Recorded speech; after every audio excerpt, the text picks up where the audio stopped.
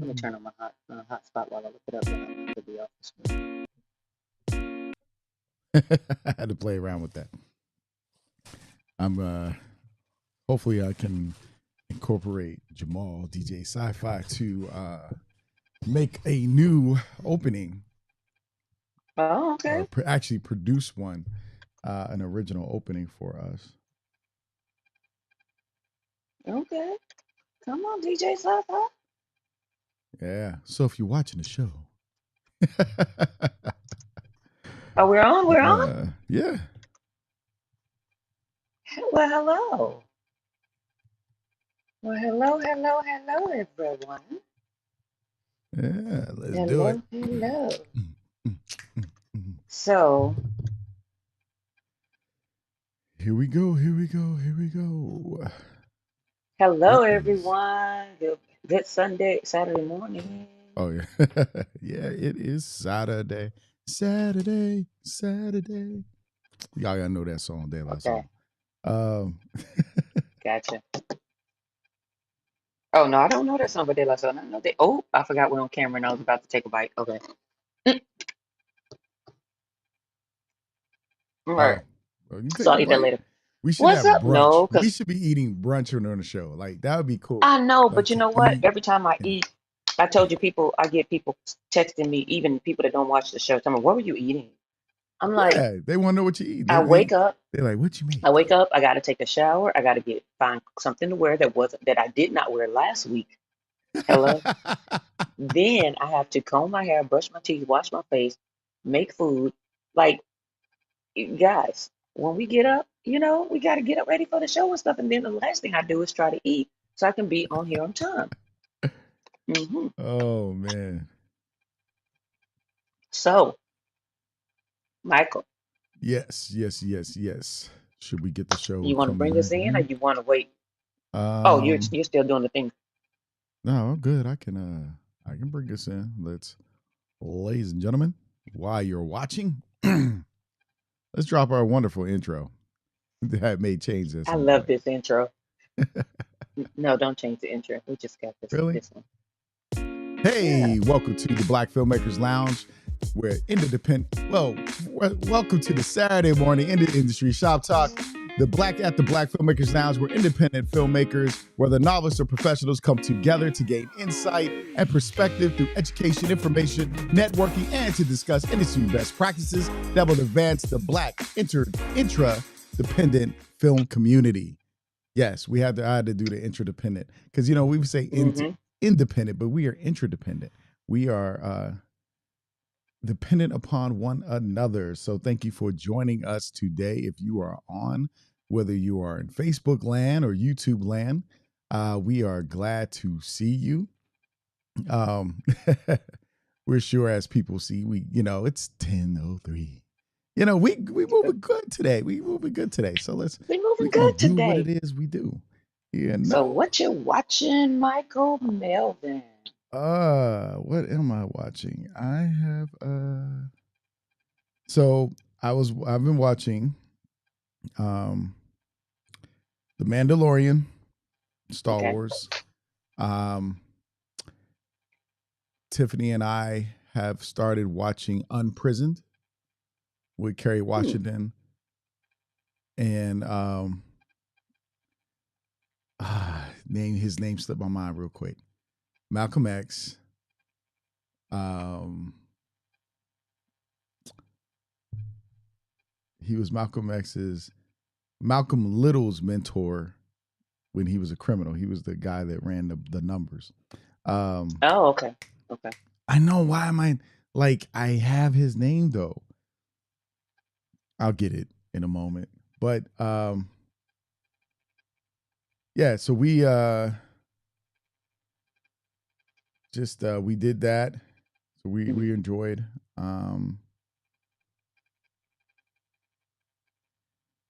that, and then Power book 2. Okay. Um I know I watched the movie in there somewhere. I've been watching some like Japanese animation on Netflix or anime. Um, and so yeah, I know I've watched more stuff, like a few more things. I just can't quite remember exactly what. That's crazy. So, but yeah. Oh, Bel Air, of course. Um, actually, this weekend I'm gonna watch Beef. That's on Netflix. Okay. And yeah. So, what have you been watching? I'm so behind like on everything, but I did watch 1001. How'd you like it? So I did go see that, and I liked it. As is fun, as now I'm watching it not just for entertainment, but as from a director standpoint as well. Hmm. And but no, the story was great. The performances were really great. It was with one scene that poor little boy couldn't drop one tear. He probably was teared out. But but no, the performances were really great. So when they talk about Tiana Taylor, I'm like Hmm. looking at it like all of these people are great. So everybody in it did a really, really good job. And then, there's a plot twist that had everybody talking after the movie, walking out, everybody was talking about the plot twist. Okay. So I forgot to put this other thing on. So yeah, so it was really good. And yeah, and it had so the funny thing is it has what I have labeled a Sundance ending, and I just labeled that. It's really a South by Southwest ending, and they had Okay. that ending. Like I have that ending in my movie, and they have that ending in this movie. So I kind of chuckled because I was like, they Mm. have that. I'm gonna call it a South by Southwest ending. I'm not gonna call that Sun, but not like Sundance ending. Sundance ending sounds great. Okay. But yeah, they had that end. They had that ending, but it was powerful. Mm. Yeah, it was powerful. It was good. I It was definitely good. gotta. Definitely gotta watch that. Um, anything else you watched? That was it. I did forget a movie. We went and Which saw yeah. John Wick 4.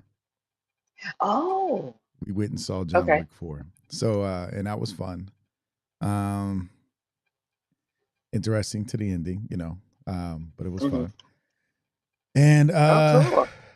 so yeah, we saw that. And that was, pretty much it. Like Well, that's shoot, where you we're at. watched a lot of stuff. I know I'm gonna catch up soon as I get settled here in the new place.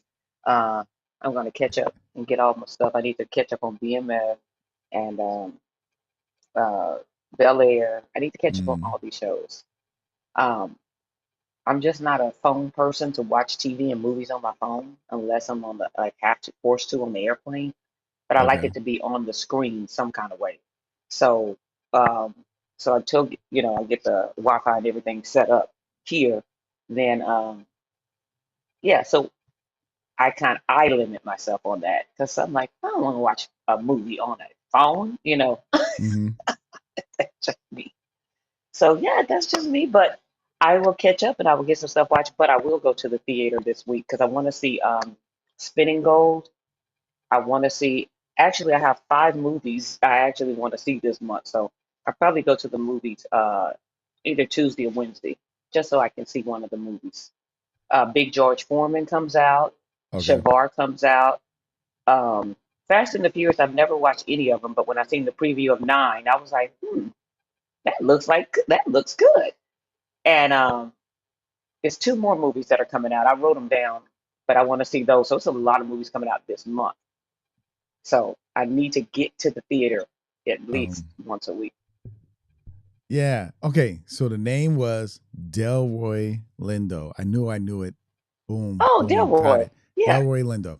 That because it's yeah. Unprisoned with him and Kerry Washington. Hmm. And it is good. Like Tiffany and I had, we was like, Oh, is there? She's wow. like, is there another episode? And so we've caught up to episode 8, Hmm. um, and it is a pretty good show. It's unique in a way, and it's different. Of course, it's about a dad who comes home from prison, And Hmm. of course, he's Kerry. Delroy Lindo's the dad. He plays Kerry Washington's father.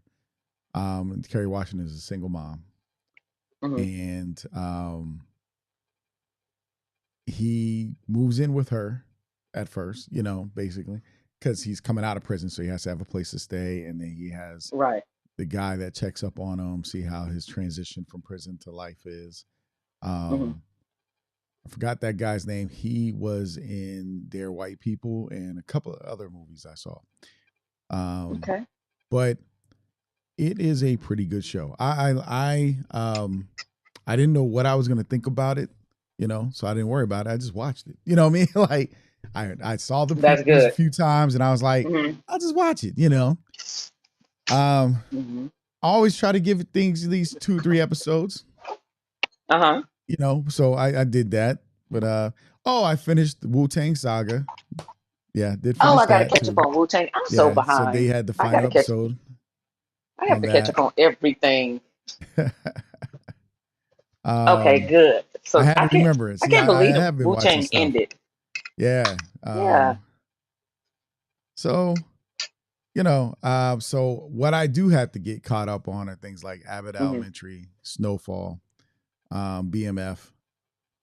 Um,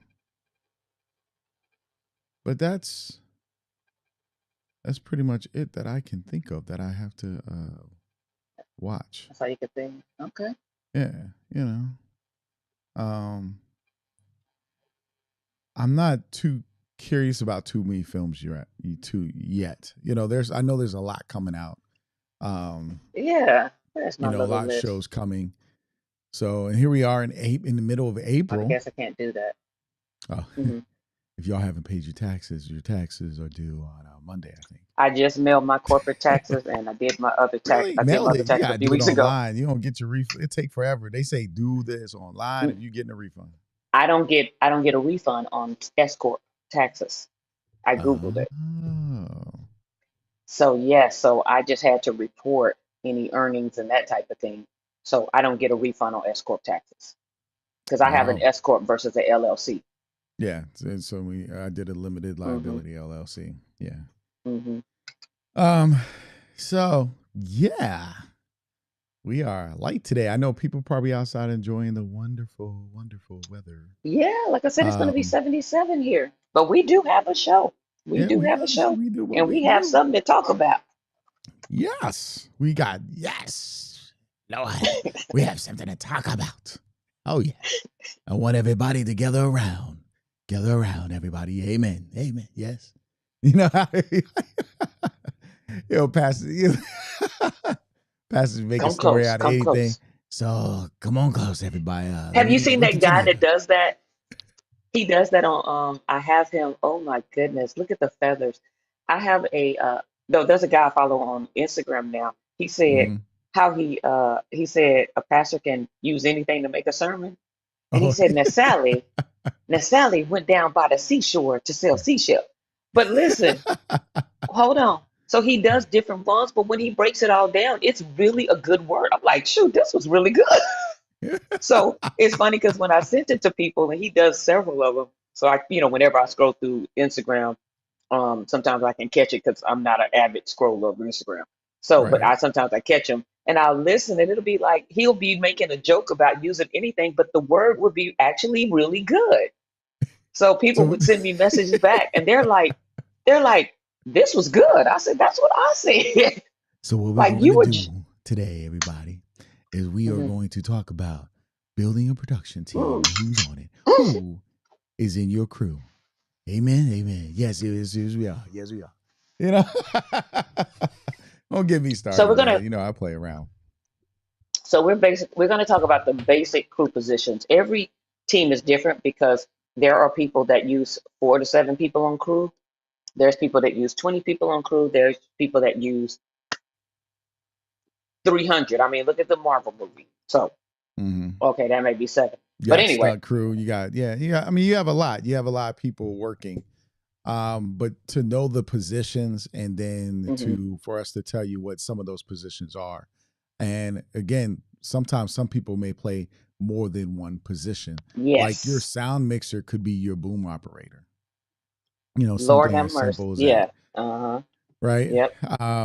So we're just gonna get into a little bit of that today. Um, so So, if you're yep, thinking grab about your making a pen and film, paper. who do you need? Who is in your crew? Before we used to talk about who's on your team, now it's who is part of your crew. Who was part of your crew? So That's a good show to start at host. we're just gonna start um in this may be, it's not in any particular order, but I'm Hmm. just gonna start. I have a list that I'm working off of, and so I'm just gonna go down my list that I'm I gonna have. pull this off my checklist. For what? The the Oh, the go through your list. Yeah, I got checklist. the checklist, the production Yeah. requirement checklist. Okay. So the first person I have on the list is the director. It's There not you the first. go. Usually, the first person you hire with the crew normally Hmm. is a producer, because the producer helps you set up everything, and then you bring in the director and everything. So a lot of people will hire a producer first, and they all Unless producers also find money.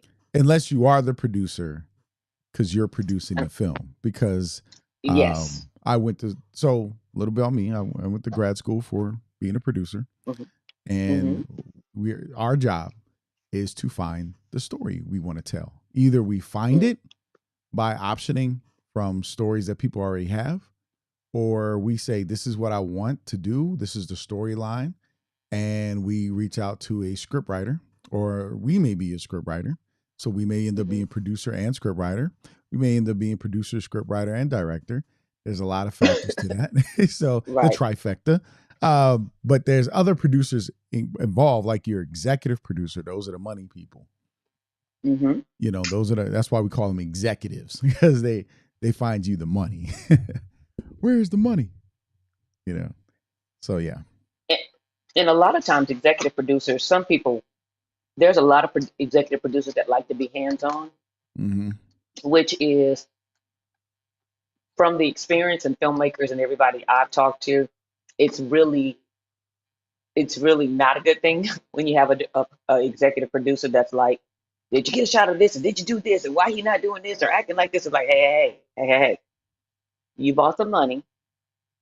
That means you trust me to do my job to get this film produced Right. and directed. So, the executive producer may make notes in the beginning, but usually in the beginning, and then they trust you to carry out the vision. Mm-hmm. That is the goal of the executive producer. So I'm glad you brought the executive producer up. So then the producer, like you said, usually that person finds a story or has a story, and they find the funding and they help you build the team. Mm-hmm.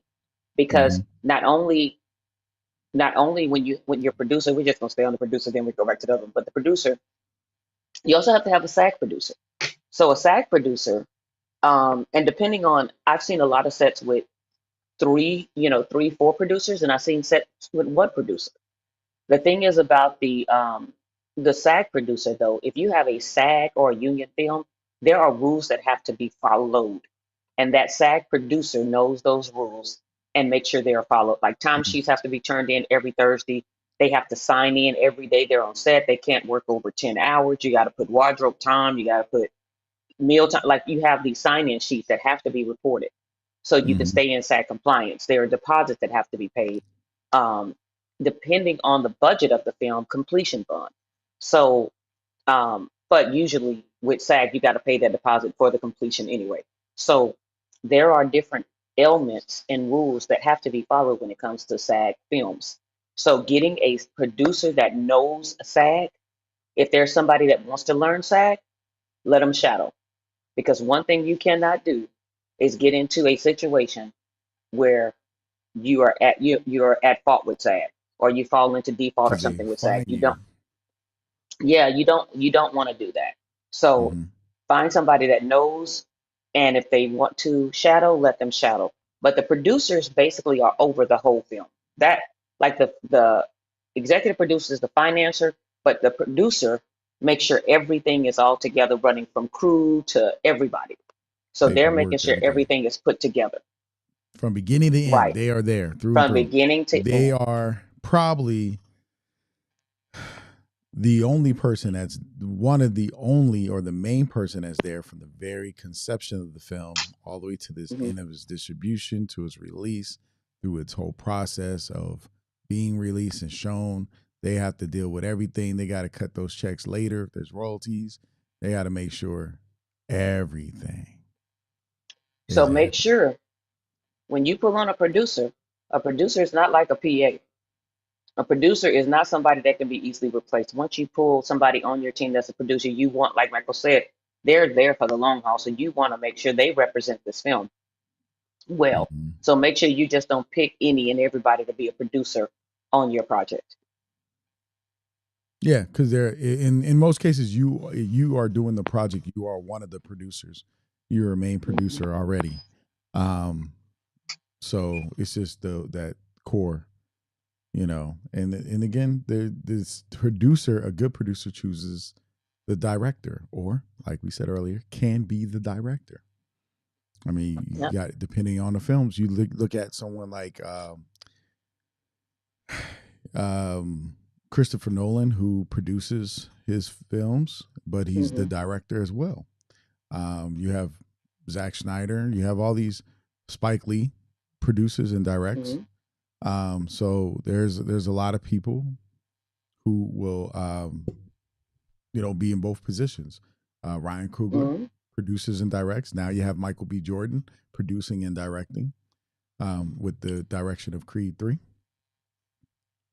And it all sounds great to be a producer and director, but what you have to understand is when you're producing and directing, as we segue to the director, your job as a director is to direct the characters and work with the DP to get the shots and angles. Mm-hmm. So, saying that, if you are planning to be a producer and a director, you need to do your pre production as a producer. And when you hit that set, you're a director. Right. So, being able to break off the other two, because there's no way you can be on set directing and worry about locations for the next day. That's not, you know what I mean? You have to focus on the actors. So be careful, as you take on these roles, that you understand where there's a break and where you cut. That's where you have to completely like you work with your producers in pre-production, but then at some point, and this is my opinion and what I'm saying with what I'm doing, at some point I have to stop producing and break off into directing because I've done so much pre-production already that now I can trust my producers with what I've done, and now I can focus on directing the actors. But that's also why you have assistant producers and Hmm. unit production managers to take care of those day to day business functions Exactly. of your film. So, Exactly. because like a director to me, and you said it, but they're responsible for the overall look and feel of the film, how they Absolutely. tell the story. I always say the director is the producer hires the painter, and the director Hmm. paints the picture that tells the visual story. And so the director incorporates those brushes, the different types of paints, they decide the style, right, of the film based on their script that they've read or collaborated with or Hmm. worked on. They, the crew, the rest of the members are those brushes and the paints and the Hmm. canvas, right? To me, the DP is the canvas. So how's it going to look visually on this canvas? Or Right. photographer. So it's just how. But yeah, I always say it like that. It's a paint. They're making a painting because we always say a picture is 1,000 words, and I always say, so what is a Absolutely. moving picture? Millions and millions of words. Millions and Um, millions of words. Yes. And the director of photography, since you mentioned that, we'll go ahead and mention that. The director of photography is responsible for basically the shots of the film. mhm. They give those angles, the camera look, and they are responsible for also doing the shot list. They do the shot list. They do the storyboard. Like we said, Well, different they'll projects. work with There. the director because sometimes directors do shot lists and storyboards, and the That's DP. what I was going to say. It's Depending on okay. the set, Mm-hmm. like depending on the set, like my particular set, I know my DP is going to do the storyboard and the shot list. So we've already discussed that. That's what he's going to do.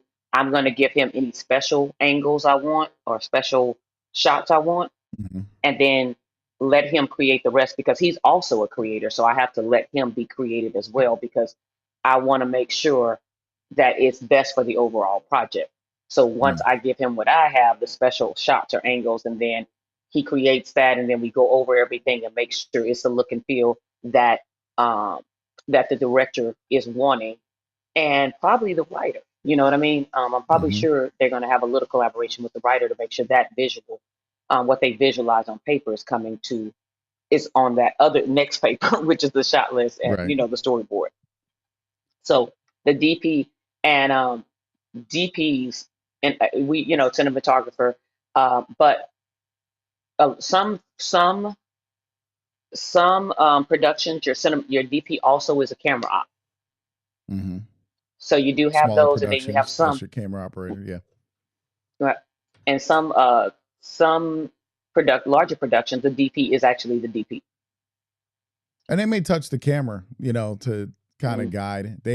And so in larger productions, the DP has, and we got small, low budget, small, medium, Hmm. medium, large, extremely large crews and budgets. And so you may have first a camera operator, and then your camera operator has an assistant camera, Hmm. first assistant, and then you have a second assistant for another camera or for the camera. So those are Hmm. positions in the camera department, right? Which is my department. I love that.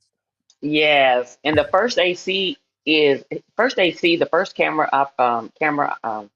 assistant camera is to pull focus. That is their job, is to pull focus from the camera. So they are necessary people because the one thing you want to do is make sure your stuff looks good, it's in focus, and that is what the job of the first camera operator is. And then I'll say the second one and let Michael take over when it comes to the camera department. The second AC, like Michael said, could be another camera operator, or on a lot of smaller productions, the the second AC is actually the clapboard. Listen Oh, clap. carefully. Yeah, clap loader, clapper Yes, loader. it's called clap loader. Yeah, well, so there's a third AC, and depending on the size of production. Again, you have a third Hmm. AC, and they're the clapper loader. Um, and so yeah, they do that. The second AC, they deal with the lenses, bringing stuff. They do measure in a focus, measuring tape and doing a focus and all that stuff, distance. So there, you got these because it depends on how big of a camera equipment. Back in the day, camera equipment was huge. I mean, it still can be huge. Right, right. And you were dealing with film. Now we're in a digital world, so you may have one person doing more than one job in this type of world, right? Hmm. Where there was other things. So I usually you have the loader, the file transfer. So the person who does that, you may have somebody do that, or they're the file transfer person. They You talking about the DIT person? um When you if say that's file transfer, digital you talk management about technicians, what you're looking at on a DIT. I mean DMT. DIT. Oh, digital image technician. Um, See, like I So on said, you this, got the hmm digital management technician, you got the digital image technician. So there it's like and, again, and usually, yeah, usually like you were saying, the set size is different. So the smaller interdependent sets I've been working on, the second AC is actually, like you said, they're camera assists, so they do help with lenses and help with equipment and stuff like that. But mhm. that clapboard, and calling out everything, because here's the thing, you cannot use a PA to do that. I've been on sets where we've had three PAs, we have one on an errand, we have one doing something else, and then they pulled one for clapboard or to do second AC. I guess call it the clapboard, but for second AC, Clap but loader, they yeah. but they can't leave. Like they can't leave, they can't run errands, and then we're stuck. So you actually need that particular person, and that's not a PA. It just does not work as it being a PA. You have to hire somebody specifically for that. And usually the DP has people that they've worked with, unless you're bringing them in from out of town. Yeah, the DP usually has. It's like the interesting thing is A producer may have a relationship with a director or have a director they like. The Mhm. director has a list of cinematographers or DPs they've worked with, director of photography or cinematographers. Mhm. Um, and they bring them in because they want their style. See, what people, Right. the reason you hire a DP is not to just shoot the picture. They have a style they can bring across for your story. They shoot Mhm. differently. They light a certain way. Some DPs are really good at using natural lighting and doing reflections with those lights and putting mirrors in a room and whiteboards, things like scrimps, so they know their tools, right? And so they can shape and tell that story because that's what the DP is supposed to do. Create this two-dimensional into a three-dimensional universe Mhm. that you feel visually when you're watching it. So you hire a DP because they're able and capable of creating the style that you like. You don't just go, oh, you know how to Mhm. use a camera. You know, regular people be like, oh, you can use a camera. Could you do this for me? Can you shoot this? And then it don't come out the way you want it to because you're not really dealing. There's a videographer and there's a cinematographer. Cinema is not video. It's the difference. Cinema is not video. And there was one. It was funny because um, before I even started studying crew positions, and I was just writing a long time ago, there Mm-hmm. was a TV show called Ladies Number One Detective Agency with Jill Scott, Mm. and Mm-hmm. I just watched it. I wasn't, I'm a writer. I wasn't watching it. I was watching it for entertainment. Me and my daughter loved that show. It came on. Was it HBO? I think I it was thought it was HBO. HBO. Ladies Number One Detective Agency. Oh, with Anika Noni Rose and Jill Scott. It was so funny, so great, and that cinematographer. Like I was like, huh. And I was noticing the shots, and I was watching another movie one time, and it might have been a year or two later, and I was like, this looks familiar. The look of this film and feel of this film looks familiar. I looked it up, it was the same cinematographer. And I Mm-hmm. wasn't even, looking up cinematographers or anything back then, but it was so interesting that I was just like, oh, I know this look. Wait a minute. And it ended up being the same guy. But when you talk about lighting, we switch over to lighting, your grip and gaffer. So your grip Mm-hmm. is the electrical person. Your gaffer is the equipment person for the electrical. So if you've ever been on a bigger set, you will see a guy run up and set something up, and then another guy will come and put the light on top of what he set up. Mm-hmm. So the gaffer is the equipment, and the grip is the actual electrical person. Right, because you can Your have, cuss, well, you can have your best boy too, your best boy electrician, an electrician to make sure that you're getting the wattage that you need for electricity because you're using sets and locations. And then you have your right? key grip. A grip is usually the person that Well, moves that's what I'm talking about. The stuff. keys, yeah, the key Yeah, the grips, yeah. grip, because you have a dolly grip who helps with the camera when it's on a dolly to help move it, pull, right? They set all the stuff up. So like grips working. The thing is, those departments work hand in hand. That the Hmm. camera department and the grip and Grip electrician and the gaffer, department, best boy, yes. all of them, yeah, they all work together. So But yeah, so yes. their specific, yeah, so their specific, the key grip specific thing is the electric. Like you said, the best boy, you do have the swings and the best boys that help out when it's a Mm-hmm. larger set.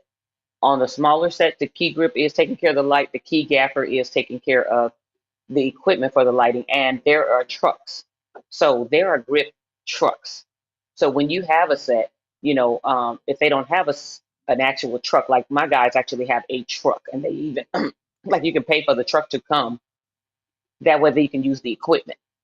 So Right, they because actually they have have a the truck. dollies and all the jibs and dollies and everything on the truck, Hmm. and all the Absolutely. So tools you they have a need, all truck. the light equipment. Yeah, the three Absolutely. ton So you're trucks. playing Yeah. the gap. So like in my guy's case, here in Atlanta, I have a team. They the grip, the gaffer, they have the swing or the best boy, and they have a truck. So when Mm-hmm. I pay for them, I pay for the whole thing. So I don't have to go rent the truck, the 5-ton truck for like $5,000 a week because I pay for them and the truck to come. So it's like a great package, and the guys are really great. They do great work. So, and they're pleasant to work with, which is always important. So coming from, let's see, we went from the camera. Let's go back up into let's go back up into the UPM and the line producer. So UPM um, mainly manages a lot of the paperwork, the Hmm. admin stuff. On the smaller sets, um, basically the last five films I've worked on, it has been the production coordinator Okay. working alongside of the producer to handle the admin stuff. So you have your producers, they have particular, like in particular, I can only use mine as an example right now. But so my SAG producer, I have my SAG producer slated to take care of all the SAG stuff Hmm. and all the actors. So my production coordinator will be working hand in hand to make sure they have paperwork from all the actors along and take care of like grant transportation, you know, making sure the food is there on time, but I'm putting that food like basically on my KPA to Right. make sure they coordinate with the caterer.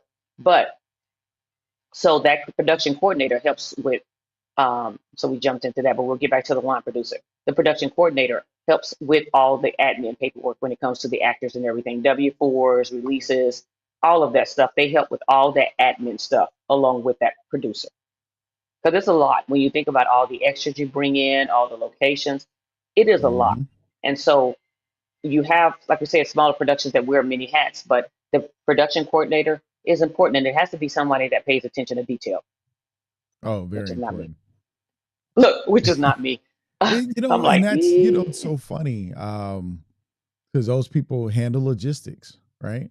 mm-hmm, yep, And you always want people who can pay attention to detail. You know, I in the classroom, I tell my students all the time, you have to be very attentive and know everything that's going on around you and aware, mm-hmm, right? And it's funny, my dad was in the military. He used to always tell us, pay attention to details, pay attention to details. And it's important because it's a skill. It's a life-saving skill, but it's a skill that's so necessary for this industry. it is, and I mean, it's crazy because I'm like, but to understand your weaknesses and your strengths, like I know Hmm. I don't pay attention to detail, but I know I have people on my team who specifically do. Right. So they will, make sure. So because my mind jumps, I just it is ADD, whatever, but my mind jumps a lot. And I'm like, hey, I know my strengths, put it like that. So the line producer, and I'm not going to keep giving a disclaimer. It depends on the set, but they keep up with the receipts and the money and stuff because you have to have somebody on set while you're directing or you're producing. You need to have somebody on set that's keeping up with what's going out. Oh, we needed to go buy her a bra. Oh, we needed to go buy such and such. We needed to go buy Waffle House for this particular scene. Or we need to go Hmm. this, and we have to grab some batteries. You know what I mean? So you got to keep up. So there's money going in and out this door, not really in. Really, once Right. you're on set, it's really going out the door the whole time, whether it's paying for locations that day, whether it's writing that check, whether it's, delivering the actors that are leaving if they're getting paid the same day. You have to have producers usually keep up with the pay. So let me take that back. But as for the receipts, and if you've been on set, guys, there are receipts coming left and right. Hey, I had to run and get ice. Hey, we ran out of water. I had to get that. We drank a lot of water. Whatever it is, because you have different Hmm. people that'll make stop and pick up something, and you have to give these people their money back. So you have to keep up with these receipts because at the end of the day, you signed your name to that paper with that investor, and you got to make sure you account for all of that money. And you Right. want to make sure you account for all of that money. Any comments? Anybody saying anything? Nah, nobody saying nothing. Nobody We saying kind of everybody's hanging quiet. out Okay. today.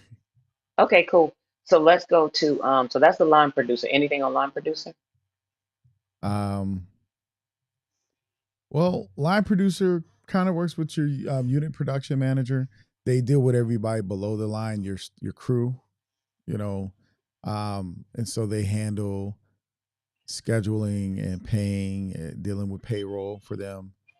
Um,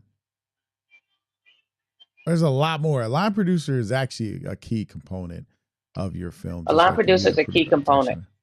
Yeah. Yes. Um, And like we said, depending on the set, because sometimes the producer is handling the big payments, like or if you have a third party, if you have a third party payroll company. If you're Mhm. union, you have to have a third party payroll company on a union set. Um, so you have to have a third party payroll company on the union set. So yes, like he said, depending on the set, the line producer can change it, but overall, they are responsible for being accountable for the money. Mhm. So watching your money, watching the coins on set. That's what we're gonna call it. The line producer is responsible for watching the coins on set. Yes. Um, All right, go ahead. no, that's I'm good. You're good with that. So second AD. So the second AD works with. Oh, you know what? We didn't talk about the first AD. I'm about to First say, wait. AD First AD also works with the breakdown of the script and the storyboard and shot list. So he also coordinates with those. But the first AD is responsible for breaking down the scheduling Hmm. of this movie. A lot of producers. So the last five sets I've worked on, the producer has done the breakdown only so they can set up the scheduling. But the first AD is really responsible for breaking down the script into scheduling and laying everything out. And the second AD is normally an on-set position, and that particular person sends out the call sheets and creates the call sheets every day. Right. Yeah. Didn't think of that. Okay. I ain't on that one. That's their job. Script supervisor is responsible for continuity. They are Yep. the person that has to pay attention to detail. The lettuce was on the counter in the last shot when we picked it up. We need to keep the lettuce on the counter. So I used to think script Exactly. supervisor just did the words. Hmm. Is not my position. I used to think they was responsible for just doing the words. They are literally responsible for continuity. That includes the script and the set. Yes. They are, yeah. And you know, it's so funny because Tiffany, my wife, was Hmm. our script. First few projects, she's a script supervisor. She's marking the script, listening, seeing what people are doing, what they're not doing. And she, when I asked her to do it for continuity and script supervisor, she started researching the position. She was Hmm. like getting on YouTube, going to websites, studying. She's like, That's they what's got a up. class who has certification for this and all this stuff, you know. But Get she, you a you know, Tiffany. Hmm. set in on live streams to understand the, you know, what is required, what they do. So that's, I think that's an important part because again, that's that person. You want somebody who pays good attention to detail and is looking at everything that's going on. Somebody Because nosy. yeah, nosy. Because the Somebody director nosy is works concerned well. with other Hmm. stuff. You know, they're Yes. concerned with the actors bringing it through. And if an actor misses a line that's a word that's very important to the character or the scene, because I've met actors and I used to tell people, I said, I want you to do what's on the page. And they're like, what? And I'm like, because I'm that type of person because that character isn't you, Hmm. it's the character. So you're portraying this character. And I heard people say, well, I let the actor do what's comfortable for them. And You why can are you have one where making you the can have a actor little comfortable? fun. Right. Right. You can have You can have fun. one where you can have a little fun, but you get what you're supposed to get first. Right. And I look at it as the actor is supposed to become this person. Yes. So they're not themselves. So they don't need to be comfortable. They need to become the other person. Mm, mm. That's just me. Hey, that's the director. That's our job is to make sure that I see our I put our in director. That's our job to make sure that we bring out the character out of this person. Like you said, it's not about making you comfortable. You're supposed to be out of your comfort zone when you're not yourself because you're playing somebody else and you're portraying a role. Yeah, you got to think like It, that person. You know, you respond like exactly. that person. If I, it's like, and I'll just give you a simple example. If a character is sophisticated, very well educated, then my actor is not going to be using slang. They are going to portray someone of a very different caliber and speaks and uses a different type of vocabulary, one based on their environment. Hmm. So when your actor goes, I'm finna do this, my character would really say, what we're about to do is, and so there's a reason for that. And that's why it's Yes. so key important to understand why how a character is written and why. Okay. Absolutely, because we And can quickly go back to into our regular dialogue in a second. So when you're in that character, you have to become that character and speak like the character, like you said. All the British actors that are speaking without dialect, they're speaking in yeah, the English dialect. They can't revert back to who they have to they portray can't this do their character. British, So yeah, they can't use words that they would use their native tongue, from their native exactly, tongue because the vocabulary in America is different.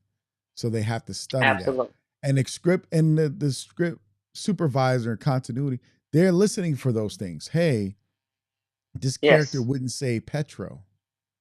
They're going to say gas.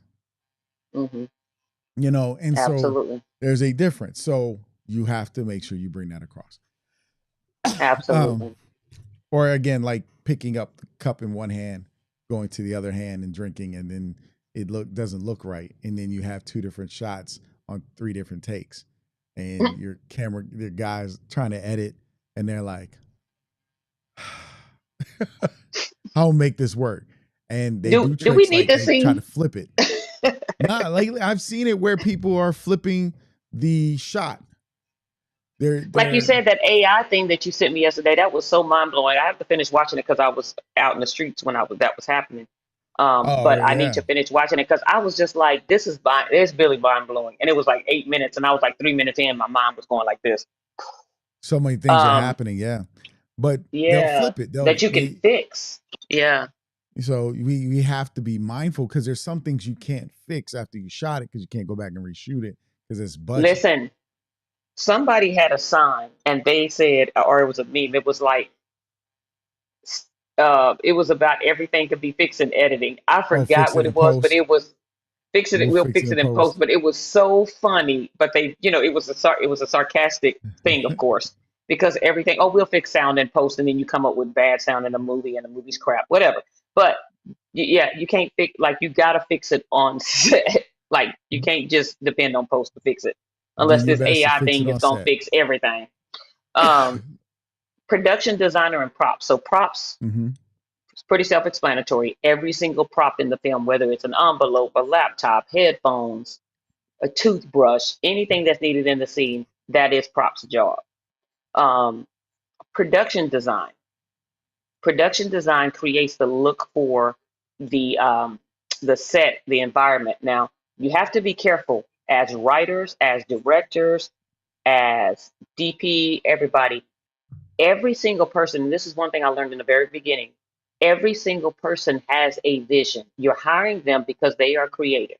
Hmm. So to be able to try to control, one thing I don't want to do is try to control every single look of the film. Like the overall look, the overall this, if it just way off, it's like, okay, this is not going to work. But I Yes, sir. don't want to take the creativity Hmm. piece from people that I'm hiring for their creative profession. So So let's I want to back be up. careful about that too. That's your art department, and under your art department, you have an Yes. art director, you have a prop master, you have an on-set dresser, costume designer, wardrobe, makeup artist, and hairstylist. And then you have the Yes. carpenter, the painter. You have those guys because they may have to build the set, Yes. and they got to work in tandem with the um, camera department because where they set things up and set messes with blocking. That hmm impacts the Yes. director. That impacts the DP. So and lighting, like practical lighting, is a prop. You have a lamp hmm that's lit. They got to know because it's a prop, but because it's going to be used as well. Yes. So there you go. Sorry. Yes. No. No problem. So a lot of people try to do the set designer and the props together. It really Hmm. depends because I've been on sets where we use studio spaces and we had to create sets. Mhm. So the set designer, even though we didn't like actually build it, he still had to create and make these spaces where he had to make an office or he had to make a jail I went in one. We were in a studio space. We made a jail cell a jail cafeteria. So while he's Okay. doing all of that, he can't remember to put the toothbrush on the counter for the girl because he's over here building a whole nother set. So depending on the set, and I know like we talked about the different hats, but depending on the set, the prop and the set design may not be able to work together. I mean, be the same thing because you Be have the so same much that person because somebody else's job right. is to make sure. Be, yeah, because you have the set designer um doing so much. Like he can't. So you have to be able to tell, especially when and then of course when you get a bigger budget, you can use both. And that's great. You'll have both. This Um, is also why planning and doing a breakdown sheet is so important because people know what to buy, bring, and have on set. and that is the prop master. Let me tell one thing I noticed about these independent sets is that, like I'm just gonna speak on one of my producers. She does so much. I'm like, whose job is this? She's like, oh, that's the first AD job in the second. I'm like, so, but I can only break down the script for scheduling. It's like, okay, because you don't have the first AD on board yet. So you have to be careful because sometimes we're paying props. But you didn't went out and bought all the props and did the props. So what am I paying you for to be on set just to put them up there? But no, if I hire you for props, I need you to make sure all the props are here. That's your job. And a lot of times in independent film, we cross over so much that we forget that other people have jobs and need responsibilities and need Well, to if do their that's job the as job well. we give them, because I know as an independent filmmaker, Hmm. um, as a director, I know what I want wardrobe to look like. I know Hmm. what I want if I have artwork or things like that. Because you also know the rules. Like I can't Right. have somebody's artwork in my film. So I may hire Absolutely. somebody to do some artwork. I can create it. And let me tell you, AI is going to change a lot of those problems. Mm, I don't have to hire an artist to make a painting. If I can design it in AI and take it to a printer to print it and put it up, I can't be sued for something I create. wow. So, there may be some jobs or some things changing for people, but then I also get the actual style of artwork I'm looking for. Hmm. You see, and so that's very important when we look at stuff because there's these lot of tools that are coming um, in this market of creation that are going to really help us, but can Hmm. hinder opportunities for others unless they're unaware of how to really utilize these tools. Because Right. I actually personally don't see a problem with AI art as a filmmaker because I may not want to pay an artist $1,400 when I can spend $250 and that's also have it framed and put up and all that stuff. Hmm. You see what I'm Yep, and saying? that's the thing. That's the tricky part. And that's the tricky part because, like you said, some of these things are great. This new technology is great, and then in ways it could be, it can be harmful, like we talked about with the music and stuff. But Mm-hmm. the rest, moving on to the other art. So hair, makeup, and wardrobe. So I'm going to key those all together. So hair, makeup, and wardrobe because if you have guys, you have a barber. Mm-hmm. If you have girls, you'll probably always have your key makeup, but you want your barber to at least come, make sure the guys are done, even if they don't have to stay all day, but the barbers have to make sure at least every 2, 3 days come up and tighten up the guys so everybody has a fresh cut throughout the But they film and look it's the not same way like you want them to they look. look the same. Yes. And so all three of these Photographers, positions, though, the what? photographers, or stills. Um, Oh, and yeah, I, yeah, I yeah. say this back in the day, you had to have a Polaroid camera on set because Yes. you wanted to take a picture of how they look. If you got to come back and shoot the scene again, they got to have that same look, right? And so you got to match it. So that's why you had Polaroids back then. Now you got digital cameras. You can send files. You can put it on an iPad and all that stuff. But you need at least two photographers on set. One to get what the dressing looks like, because you got to come back and set it up again. Get what the actors look like. To you take a break, to go eat like you should, and they come back, they gotta get their hair back the way it was. I mean, Mm-hmm. somebody goes like this, I'm bald. I ain't got that problem. But what hair grows quick? What do you got to shave it up real quick, tighten it up? Right. Anything, beard, um, coloring, things like that. Uh, you got to notice those things because they can throw off your film. Fix it in post doesn't work for everything. And it's also fixing in post is costly, by the way. It's more expensive to fix it in post than to just do it. To do it, just do it right then. Mm-hmm. And these people, like Michael said, you have so when you do the reason why I lumped all those together, the wardrobe, makeup, and hair, is Mm-hmm. because you have this particular look. So yes, when I did wardrobe, I had to use the Polaroid, and that one time I did wardrobe, I had to use Polaroid for the look. But you have to make sure that also this is the same look for scene 12, scene 15, 17, Mm-hmm. and 1, which may be on 3 different days. So you have to make sure your hair, makeup, and wardrobe or being tracked, because if it's not being tracked and they're not creating the lookbooks and what these need to look like on these particular days, it's going to throw your film off because they're going to walk outside, they're going to be at work, and they're going to walk into their house supposedly wearing the same exact thing, and they got on, their hair is parted in the middle instead of just pulled in a ponytail. It's like, wait a minute, what happened? Did she just part her hair It's in the driveway when she walked in the house? Because it's mm-hmm. continuous in the film. And you have different types of makeup. You have special effects makeup, and then you have practical makeup, right? Hmm. Where they're just getting rid of the shining and all that stuff, so you look right on camera. But then you Right. have your special effects because they're going to turn you into a zombie or do a creature or Hmm. whatever, or something's you got bruises on your face from a fight that's happened. So, and that's why those pictures are very important too. And then the other thing you have to think about as a director, you have to work with these people because you have a color scheme.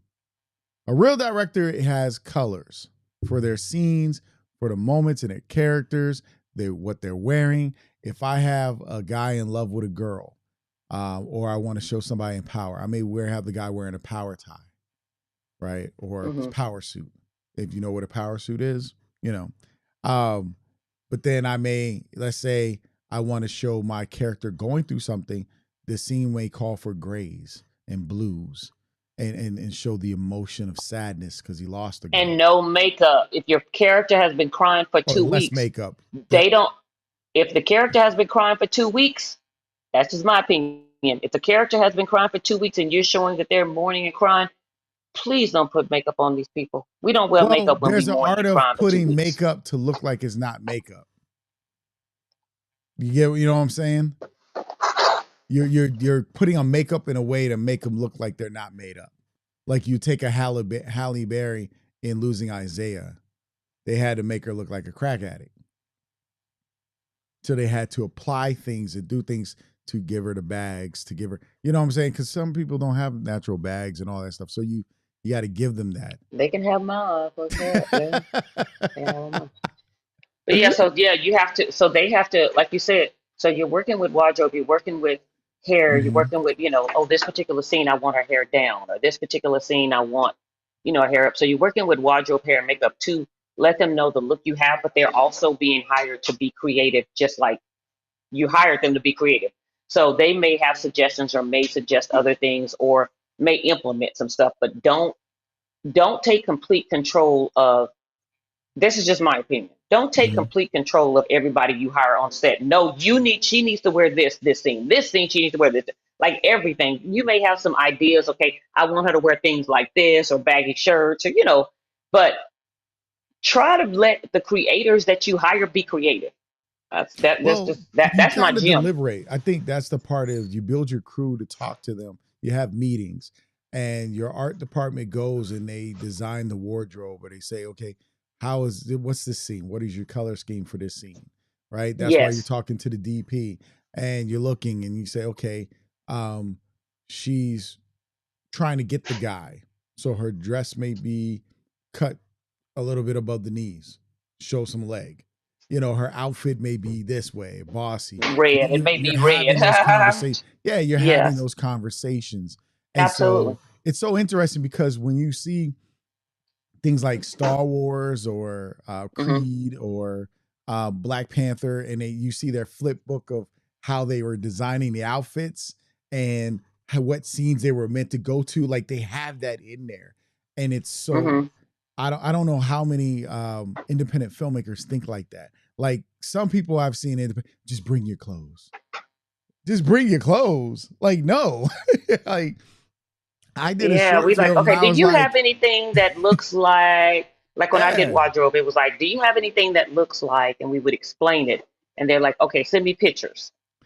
I So, mean, or we have H&M the people became our bring their friend. stuff to the H&M. Listen, H&M, I cannot wear it. I haven't tried since I lost, 25 pounds. I haven't tried them, but last time I tried them, I had to wear like a size 16 and I wore it 8. So I was like, I didn't fool with H&M too much. But Yeah, no, cheap. H&M is going to be my friend on this Mhm. next scene because their stuff doesn't have logos and all that stuff. So this next Right. set, absolutely. Um, the next thing I have in here is BTS. BTS. And one thing I know Michael told me, so I wanted to make sure is that we have enough BTS on the set for promos and stuff. So BTS photos and BTS video. So Video. you can do Mhm. exit interviews. You can do, especially with my movie like Jade, I want to make sure I'm doing exit interviews because it's not a typical movie. It's a dark drama. There are things that trigger, there are things that come to light that, generational hurt and pain. So I want to make sure I do exit interviews in regards to that. But BTS, making sure you have those for your I can't think of the word, Oh, behind the your scenes packet, package, yeah. but Like your making of your package film, interviews with your actors for promotional purposes and for the make behind the promotional scenes stuff. purposes in Because that. when you think about DVDs, like I think our first film, the first feature I did, that was like a big Hmm. mistake to me. Is that I didn't have somebody with another camera collecting me shooting, talking, Hmm. interacting with the actors, and somebody taking pictures of that, somebody taking pictures of the scenes, because that's how you get your posters. That's how if you get on TV and you're part of your press kit, you can send them behind the scene footage for them to use when you're being interviewed. It's just Right. so many aspects Absolutely. that people don't think of being new.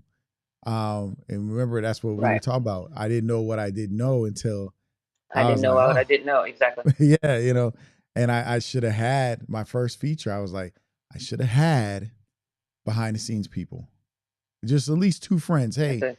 film us, or at least set up a camera somewhere in the room where it's not obtrusive and let it film what we're doing for at least a few minutes, 15, 20, 30 minutes, and then move it Hmm. somewhere else around.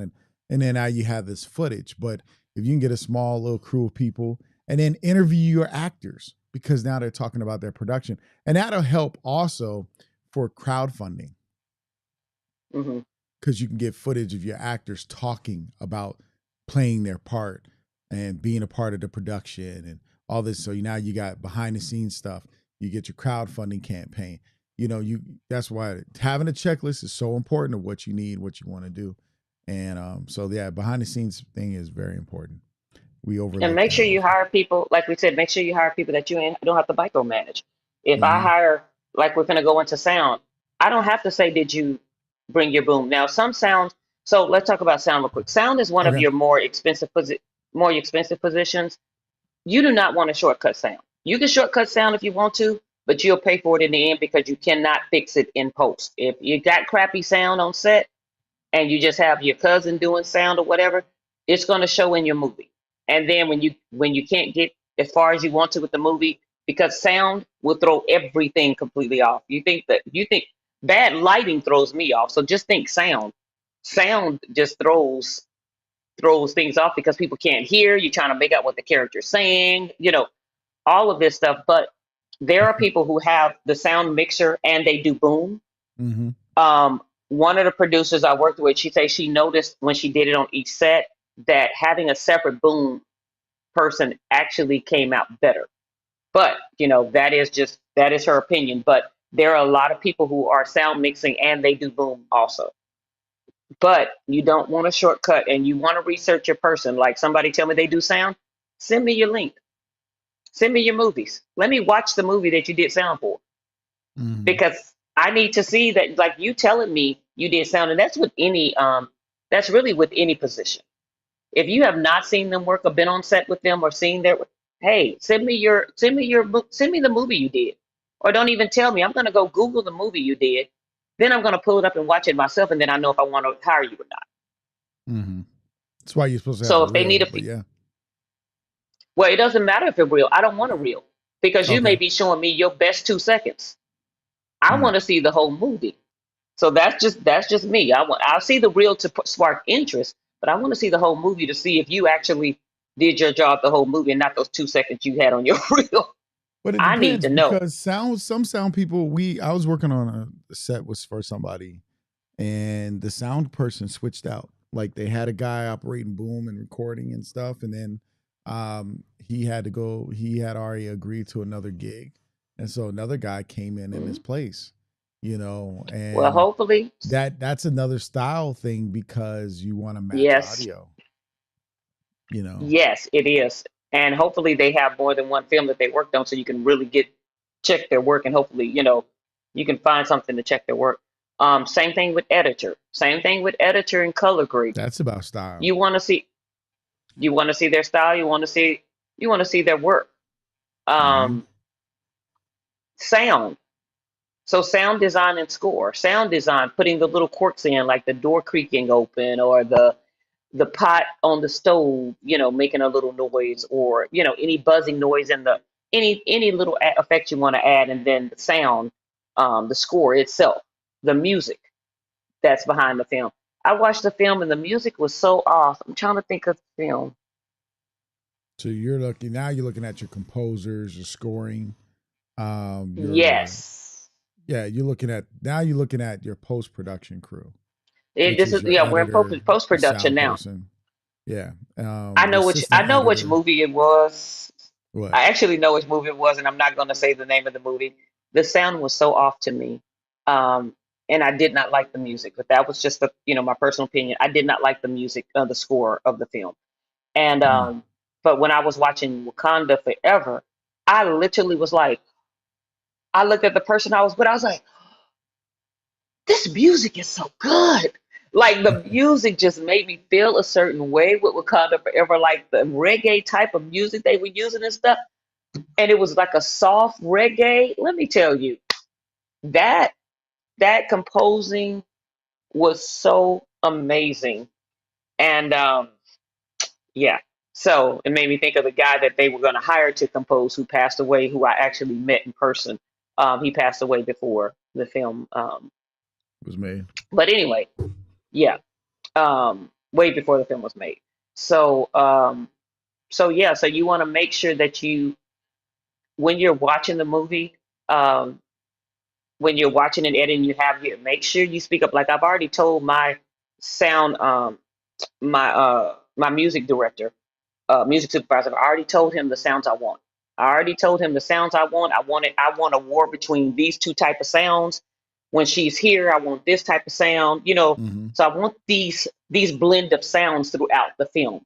So Those you can go elements, yeah. find you right, and I've actually looked through a few SoundClouds and actually found a few songs because and laid it out to where all the scenes, that's because I've been in pre-production for so long. But all the scenes and where music is going to be played in the background for it. And I've literally heard on Mm. some of these SoundClouds that I've listened to, oh man, this song will fit perfect in the background right here. Or this song will be Hmm. perfect while they're playing Uno right here. So I've actually found some songs. So I'm excited. I'm so ready to shoot, guys. I like it's just blowing my mind. But God said it's somebody on the team that hasn't made it yet. And so that's why we're in delay. So I'm like, tell them to come on. We're ready to shoot.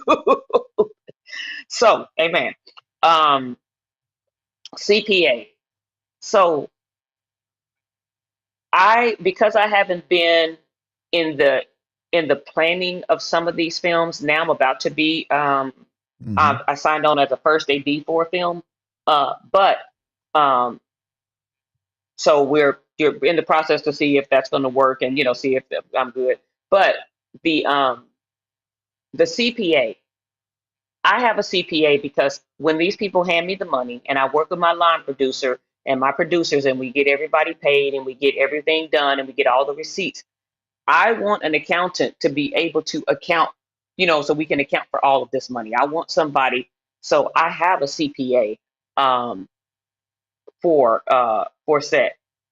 COVID compliance officer. COVID compliance officer is still required for union sets. Um, a lot of sets a lot of sets are, there are a lot of non-union sets happening. But if you Hmm. have a union actor, you are going to have to do COVID, and it is not cheap. It is not cheap because they have to be tested. I think he said every 4 days. They have to be tested every 4 days, and everybody who is on the set has to be tested. So, and it's not cheap. It's not cheap at all. Um, entertainment lawyer,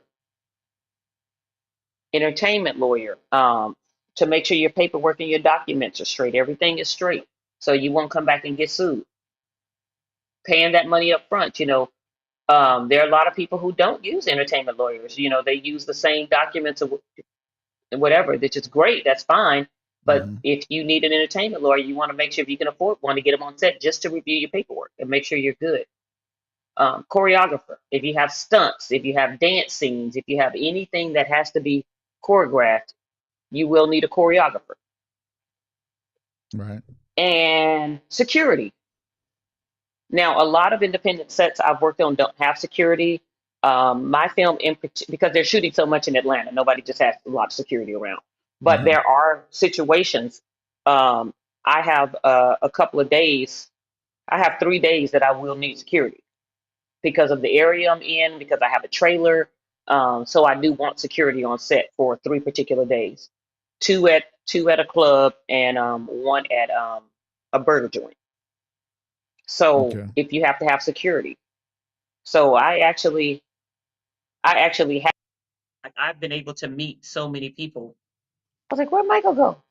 I'm here. I have been blessed to meet so many different people over this last 2 years Hmm. working on set in Atlanta. Um, Yep, it's been a year and a half, 2 years. I have been blessed to meet so many people on set, including, um, the CPA I met wasn't on set, but I've been blessed to be able to meet so many people, and that's why it's important to get on set.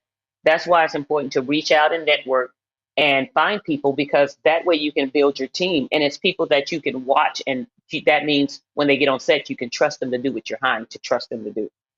Hmm. Yeah. What you got, Michael? I would throw in. Yeah, I'm with you on the security and police. Fire. You want to because you got to think of certain aspects. Um, your music department we kind of touched on a little bit, but Hmm. music is something you think of early when you're filming before you start Hmm. filming. Because to me, I think of it before I start filming because if I'm having somebody create music specific, Yes. then I want to know because as we're going to go through the script, we're going to get to talk about the emotion, feelings of each scene, what instruments, what sounds. I love acoustics, acoustic instruments. I love pianos. Hmm. I like raw stuff, right? So it's like, I don't want samples and stuff all the time or nothing like that. Things I'm very big at like, hey, let's create it from the ground floor up and add to it and Hmm. build from it. And then it's more original to your work. And then sometimes you'll use royalty free music, when you on small productions or short films or, other projects. So it just depends. Caterer, craft service. Oh Lord, how did I forget about catering and craft service? See, I have the production crew. I don't have my. This is the. Um, I have another list with the budget list. The budget list is where that's at. Let me make sure. Yeah, so this is just crew. So this is just crew. So that that's to me why could be crew. I mean, you have your craft service. You might have things. It just depends. Like those are aspects depending it on the size of depends, your film, how important they right? are. Because what I'm But you doing got to on feed this people. particular film, Hmm. right? You have to feed people.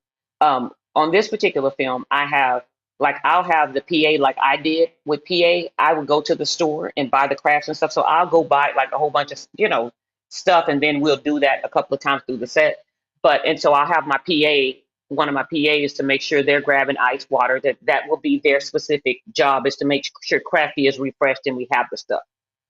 Mm-hmm. Catering, I do have catering. So that particular person that's working on that particular PA, I'm going to have them on the phone with the catering, because like on a lot of sets, I have been doing the meals and Crafty. So I will go to the store, I'll get Crafty set up, I have everything done, then I go pick up the food. Then I come back and I have to take down the food, give them dessert, put the Crafty back up. So I've been doing that. But on this particular set, I will have the caterer bring in the food. So that particular PA that's refreshing Crafty and making sure we have ice and the cold drinks and all that stuff, they will make sure that they coordinate, that the caterer knows what time lunch is every day. That will be their Mm-hmm. job. So I will have the caterer come in, but I will have a PA that will be taking care of that particular, because I think it works out better. Because one thing I liked about, like, I would go to the store every day. Sometimes, they do big Sam pickups and all that stuff, but I would still go to the store because you have fruit that you have, most days. And then there's some things like people have and they'll eat it. And the next couple of days, you'll make sure they have it on set, or favorite snacks, so Mm-hmm. there's certain things that I look out. And so I didn't mind getting up, going to the store an hour before set, and then coming to set and making sure everything was laid out. So that's Gotcha. that's what I did, because people are like, "Oh, you just pick up a whole bunch of stuff," and I'm like, "But if you pick up, like, on set, my people didn't eat granola bars, so I would test the granola bars, and if they didn't eat them, then the next day I would bring something I know they like." You know what I'm saying? So Mm-hmm. I would play with the different things. So, but anyway, so Crafty and catering, Yeah. absolutely. So Some people have a buyer that gets the things you need, that handles those miscellaneouses and stuff. Um, then you see, and have, on a what you call it set, on a independent set, the buyer is the PA. Go to the store, right, get a Bible. Go to the store and grab this. Go to the store and grab the dishwashing liquid that's supposed to be sitting on the counter because she's washing dishes. Go to the store. The buyer is the PA on these right. independent Or they may sets. handle the money. The buyer just handles the money and everything comes back to them, and you don't have to worry about the PA coming to you. They go to the buyer and turn in The all the line receipts and producer. stuff. Then you have your first Yep. AD, your second AD. I don't know if we mentioned those. Yeah, I we just talked about them. ran it. Okay. Oh yeah, we talked Um, about the first AD and the second AD. okay. Hmm. Location manager. Location manager. They deal with the location. They manage Hmm. everything. All your needs for your location. They check out. They make sure the electricians, the gaffers are looking at the electrical wattage of the area. Is there an eating area at your location? Are there phones, Bathroom. Wi-Fi access? Yeah, bathrooms, secure places secure and store things, or Parking. put the parking, put a staging area for equipment, power, I have a whole list area of for locations. makeup and hair. So that location Hmm. managers make sure that the location, and they make sure the location is taken care of, and you put it back the way you got it. That is It has to something some look people don't think. with nothing Put it back broken. the way you got it. It's, Insurance, yeah, that you're that you have to insured. file an insurance claim for, because you have insurance when you shoot these films. So if you mess up anything or anybody gets hurt anything, you actually have insurance. Yeah. You gotta, and depending on how big your thing is, like, you got big sets that have RVs or semis. You have big sets that have van, so you need van parking or cast and crew parking. Is there a place for them to park? If you're shooting somewhere. So, or Absolutely. do you have a van and they park one place and the van picks them up and brings them to this location, and then takes them back? So you might have to have a driver. Some people don't think Hmm. about a van driver. So that's gonna be a position. Everything's not Uber. So keep that in mind. Traffic control, trailer parking. Just that's the location manager handles that stuff. Um, Right. so you just want to know, do you have those people? And of course, your cast. We're talking about crew, but just remember your cast. We'll get deeper into casts at another time, Hmm. and your different types of casting, because I heard somebody said extras who talk are actors. Like they're actors, but they shouldn't be called extras because they have a line. That depends on And how they're hired. It depends on the right. contract you signed out. If you're signed out as an extra, if you fill out a contract and sign and they didn't come over and upgrade you, like I've been on Friday Night Lights where we were so excited because somebody would get a line and it was the word, what we used to hear is if you say 3 words, then you could get you'll get residuals. And I had a friend who actually Mhm. had a line in Friday Night Lights and they bumped him up and they paid him 750 versus the 150 a day or whatever we were getting. And Mhm. he got a line and he gets a residual check from Friday Night Lights all the time now for that one line. Yeah. So So it you got to depends on the know. contract you sign. Yeah. Yeah. So there's different things, but yeah, that's in a short way, that's the crew. That's most of your crew. We didn't talk too Hmm. deep about special effects crew, visual effects, digital effects, um, sound effects, Foley's, those guys who create the sounds. Um, What's Foley's? so a Foley is a person who you give them the footage, and because sometimes when we shoot, we put soft things on your shoe so we don't hear them walking when you're talking. Hmm. So Foley would watch the scene and create the shoes moving, and they record it in sync. And then they'd get the other person that's walking beside you, their type of shoes, because different shoes have different sounds, and Oh, different locations wow. have Yeah, different that's going sounds, real deep. right? Um, or I mean, Okay. something as a thunderstorm. You're not really recording during a thunderstorm, but if there's a thunderstorm going on outside, your lighting is doing it. But now you have to create the sound, Oh, okay. right? I was You have thinking to. sound design does all those You little sound design sounds. does those things too, but you have a Foley who they record and Hmm. create the sound. So if a way a person Wow. Okay. laughs, you know, like your actor's laugh is horrible, so you don't want to use that laugh. You got another person, and they keep recording different laughing sounds to match the scene. Um, Gotcha. Okay. the car door opening or closing.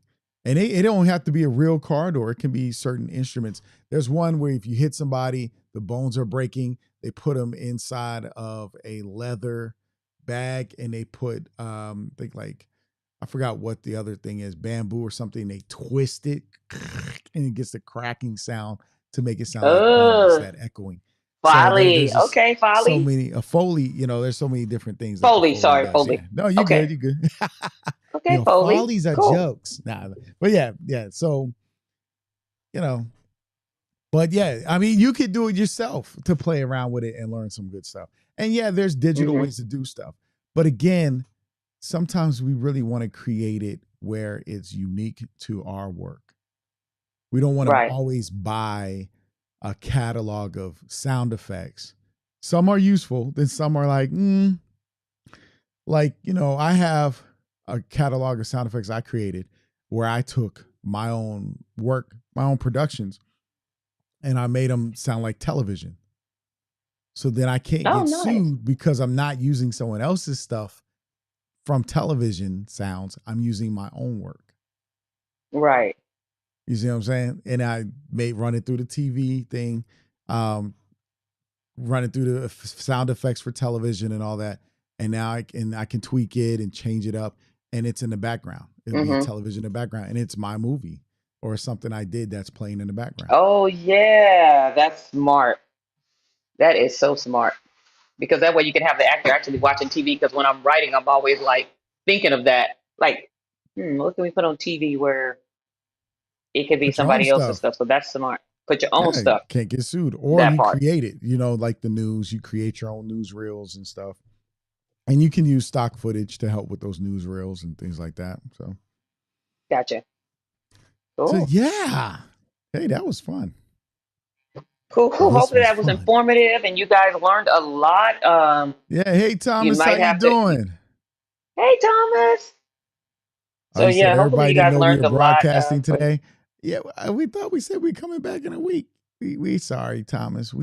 We'll be broadcasting next week too. There you go. Oh, but hey, you'll catch the Catch replay the on this. replay. Catch the Catch the replay. replay. So Thank you, thank Thomas, you for guys for hanging out with hanging us, out man. with us. Yeah, thank you guys for hanging out with us. Michael, your 60-second gym. Um, No, I already gave mine.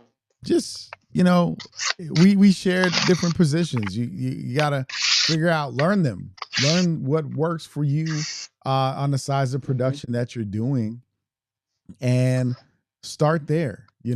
And actually sometimes play around with being in those positions for a moment, Hmm. because you'll find out what you're good at. That's why a lot of people do become PAs, so they can learn which department they want to go work in. Yes.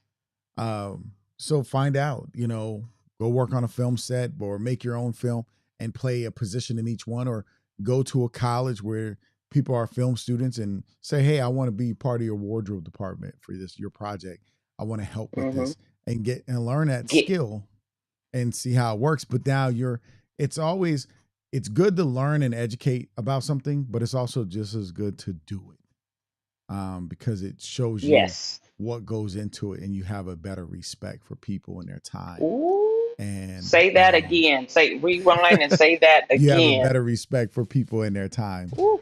And you don't waste, because again, like TK and I were laughing. I said earlier when we were talking about getting wardrobes, I said H&M is our friend. My wife, I'll give you a simple one, because we are small and we kind of do it a little bit of all. And we have certain people we're attached with that help with different aspects. But my wife took an actor out because she didn't have the outfit that I wanted for the scene, and they went somewhere. Wasn't H&M. They went somewhere and they got something that was polyester, and polyester doesn't go well with our microphones. Right. And it created a crackling sound every time she walked. It was like every movement, and she's talking, and I'm like, ah. And we're like, wait, where's the boom mic? And the boom mic didn't have a full battery or something. I can't remember what it was, Oh my but goodness. I was not happy. But I'm gonna try to test out this AI to remove the crackling sound and see Okay. what happens. Because if that works, I'm be Okay. like, oh shucks, this is on. I'll be like, it's on. But Absolutely. yeah, so you just you got to play around with stuff and get familiar with it. That's how you get good Hmm. at what you do. On the 18th, Tuesday the 18th, correct? Tuesday the 18th, 7:30, 7:30 to 9 Eastern Standard Time, Send 6:30 to 8 Central Time. send TK a DM, email her your information if you want to be a part of this roundtable discussion that we have once a month to kind of help filmmakers, help current or prospective filmmakers through their process, and talk about this indie industry, and give them ideas and what they can be doing. Um, Hmm. Come join us. It's And come on, only if you join, yeah, go ahead. Sorry. Yeah, it's only like what, an hour and a half. Hour, it's only an hour and a half, but come Mm. if you know things and you have things to share, and come if you have questions, because we need advice from seasoned filmmakers, just like we need advice from everyone. Iron It might sharpens be iron. somebody who is just learning. Yeah, it may be somebody who's just learning that is able to force perspective into somebody that's already been doing it, because we are so deep in that sometimes we forget to go back to the basics. So iron sharpens iron, like you said. We all there for each other. So that's the goal. Yeah. So come join us. Send that DM, say, hey, I want to be part of it. Here's my email and information. Um, it is kind of slight invitation only. You have to send the DM to get in, because we're just not going to open it, and we don't want spamming or ridiculous things happening. Yes. We don't want foolishness. That's why it needs to be, you're contacting us, you're sharing your info, and we're sending you the link and code. Absolutely. Because it's respect of time. It's respect that you're networking. Every time we do it, people be like, I'm at a new network. I got this person that you're talking, and you're finding people you can help around the corner from each other. and it's open to Absolutely. people. It's just not open, like, so be part of that network. We are always about, it's very important to network. Absolutely. You know how many films can get done if people really work together to do them and we're business minded about it? Oh my goodness. We had a conversation about that yesterday. All right. That's my 1 minute, Jewel, test it out, play around with I it. Yes. And I gave mine, and then just a reminder of what it was. If I'm reminding myself, I think, but make sure that you allow the team that you hire, give them your overall what you want, but let them have some room to be creative as well. Don't try to control every little bitty aspect of everything. So that's for me too. There you go. And you got it right here. You heard it here first from TK. So Like, we'll see thank you you guys guys. Tuesday.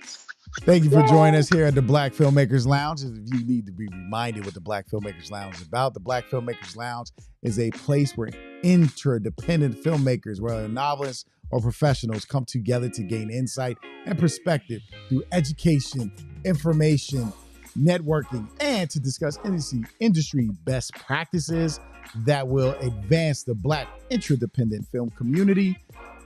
I'm your host, Michael Melvin, with my co-host, Tamira TK Henderson. And we thank you for hanging out with us this wonderful Saturday. We will definitely see you next week. Like, subscribe, and share. Let people know. We apologize if we didn't let y'all know we was coming up back on this Saturday, because Thomas just told me, he said, hey, I don't think everybody knew y'all was going to broadcast this weekend. We apologize, but we broadcasting next weekend, so we back, and we'll advertise that. We love y'all. We hope you have a wonderful weekend. Enjoy the sun, and catch you next Saturday. Like, subscribe, share, and what? Like, subscribe, and share. What? Like, subscribe, and share. What? You have a blessed weekend See, too, Thomas. we Thank have you on a very much, different. sir.